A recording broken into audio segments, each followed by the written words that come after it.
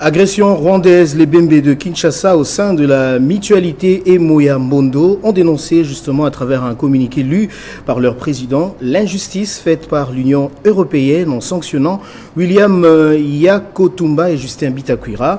Ces derniers qualifient ces sanctions infligées à l'endroit de leurs frères d'une injustice.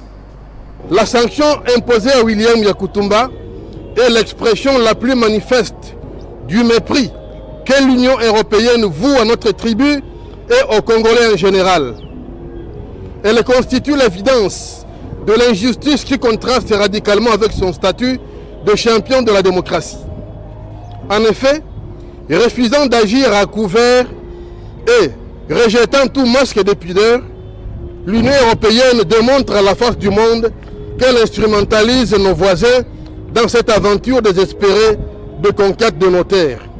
Quand le président de la RDC décrit la présence de l'armée rwandaise aux côtés du M23 pour occuper des portions entières de notre territoire, l'Union européenne annonce l'allocation de 20 millions d'euros au Rwanda, préaffectés au renforcement des capacités de l'armée rwandaise. Quand l'armée congolaise s'échine à combattre l'ennemi envahisseur, l'Union européenne reconduit et renforce contre notre pays l'embargo d'achat d'armes et, après un semblant de relaxation du dit embargo, on arrive même à détourner le vol d'un cargo chargé d'armes acquises par la RDC pour le renforcement de la capacité logistique et opérationnelle de son armée en pleine guerre dans l'est du pays.